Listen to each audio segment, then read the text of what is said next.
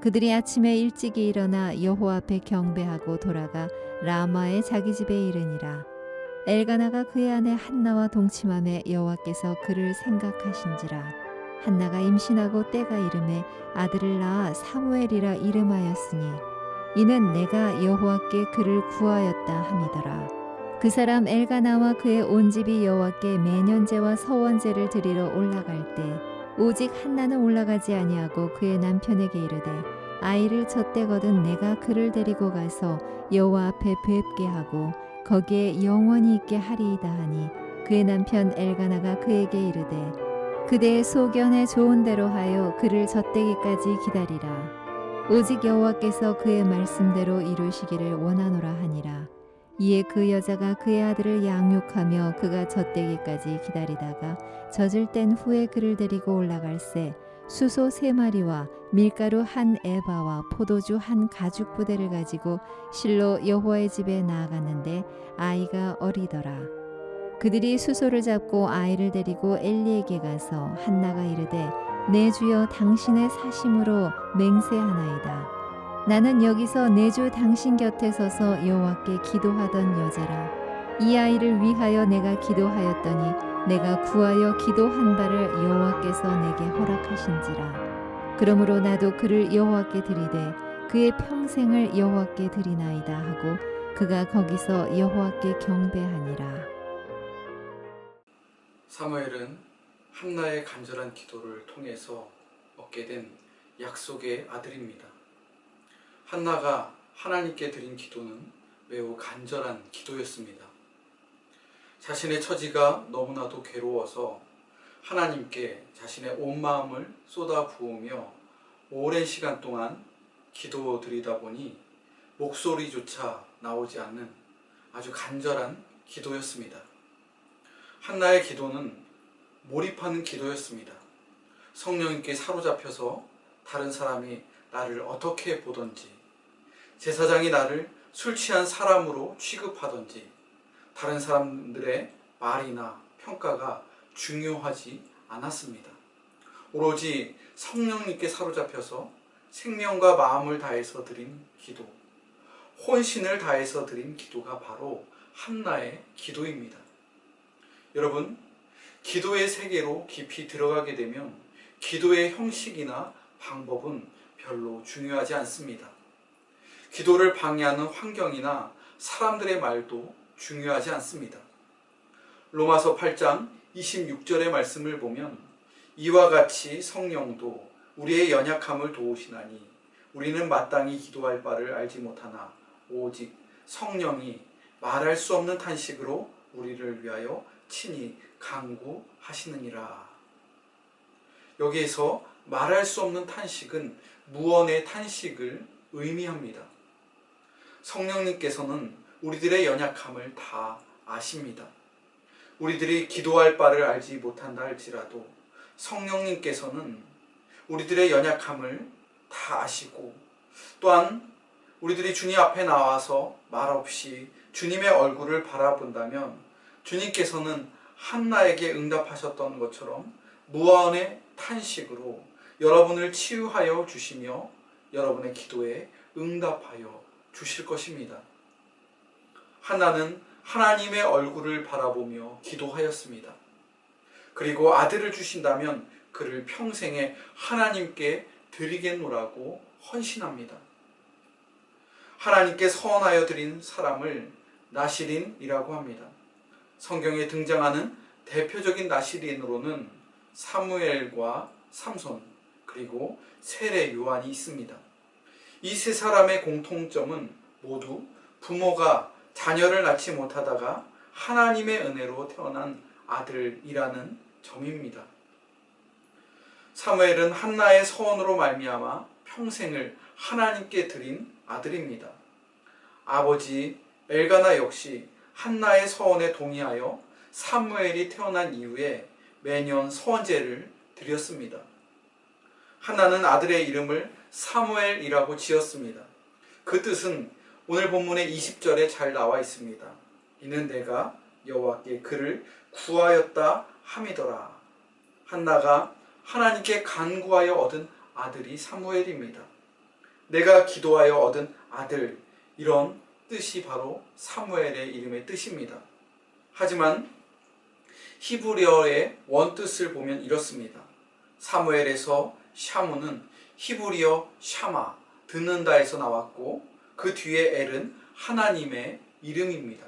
그러니까 사무엘이라는 이름의 뜻은 여호와께서 들으신다 라는 뜻이 더 정확한 의미입니다. 한나의 입장에서는 하나님께 먼저 간절히 구하고 기도하였습니다.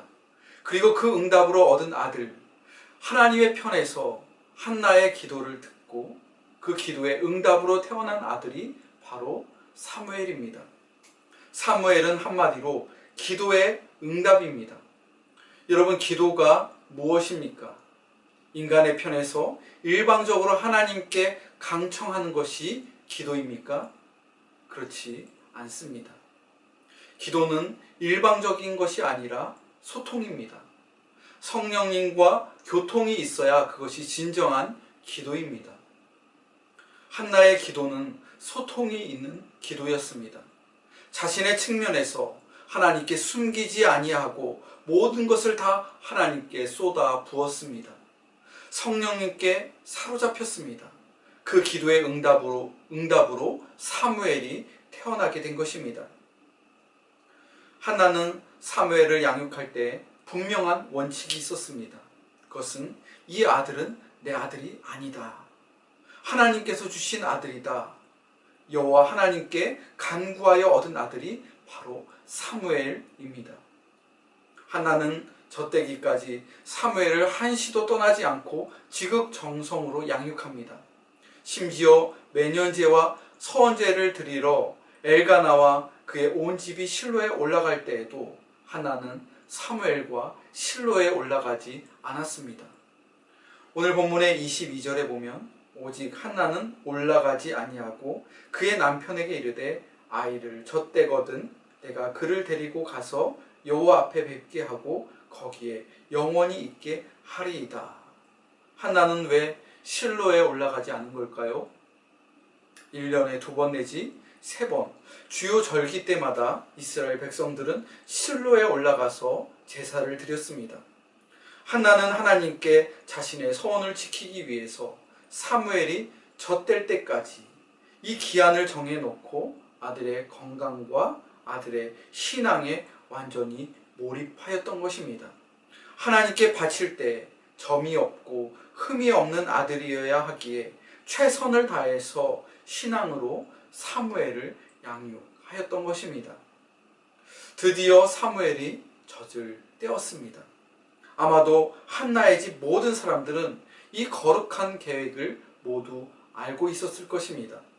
엘가나와 한나는 사무엘이 젖을 떼는 날에 엄청나게 큰 잔치를 베풀었습니다. 그리고 실로에 올라가서 하나님께 제물을 바치는데 어마어마한 양의 제물을 준비하였습니다. 숫소 3마리와 밀가루 1에바와 포도주 1가죽부대를 예물로 여호와께 드린 것입니다. 한나는 제사장 엘리 앞에서 자신의 신앙을 고백합니다. 어린 사무엘을 하나님께 바치는 이유를 분명하게 고백합니다. 그 고백이 27절과 28절에 나와 있습니다. 이 아이를 위하여 내가 기도하였더니 내가 구하여 기도한 바를 여호와께서 내게 허락하신지라. 그러므로 나도 그를 여호와께 드리되 그의 평생을 여호와께 드리나이다. 엘가나와 한나가 어린 사무엘을 하나님께 바칠 수 있었던 이유가 무엇입니까? 사무엘이 자신의 소유가 아니요 하나님의 소유임을 인정한 것입니다. 아브라함이 독자 이삭을 모리아 산에서 번제로 바칠 수 있었던 이유와 동일합니다. 엘가나와 한나는 사무엘이 하나님께서 자신들에게 베풀어 주신 선물임을 믿었습니다. 그 선물에 너무나도 감사하여 자원하여 선하였습니다. 아들을 주신다면 그 아들을 평생에 하나님께 바치겠습니다.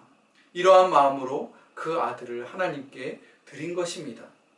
하나님께서는 한나의 믿음을 생각하셔서 사무엘 이후에 아들 셋과 딸 둘을 한나와 엘가나에게 더해 주셨습니다.